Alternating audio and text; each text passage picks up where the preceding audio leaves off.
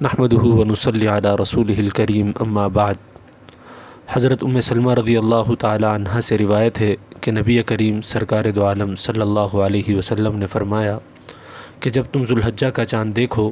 اور تم میں سے کوئی شخص قربانی کا ارادہ رکھتا ہو تو وہ اپنے بالوں اور ناخنوں کو نہ کاٹے بلکہ اپنے حال پر رہنے دے۔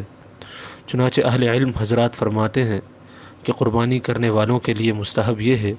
کہ وہ ذوالحجہ کا چاند نظر آنے کے بعد سے قربانی کرنے تک اپنے ناخن یا بال نہ کاٹیں، بشرطے کہ ان کو کاٹے ہوئے 40 دن نہ گزرے ہوں، اور اگر 40 دن ہو گئے ہوں تو پھر ان چیزوں کی صفائی ضروری ہے۔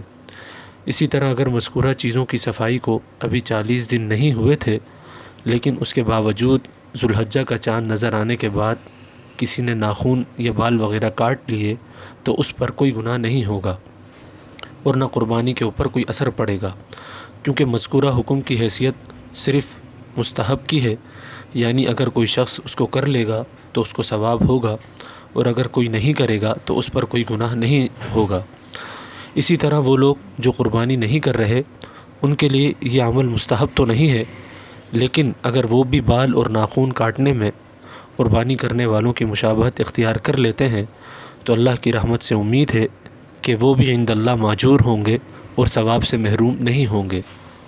اللہ تعالی ہم سب کو اخلاص کے ساتھ اعمال کرنے کی توفیق عطا فرمائے۔ وآخر دعوانا ان الحمد للہ رب العالمین۔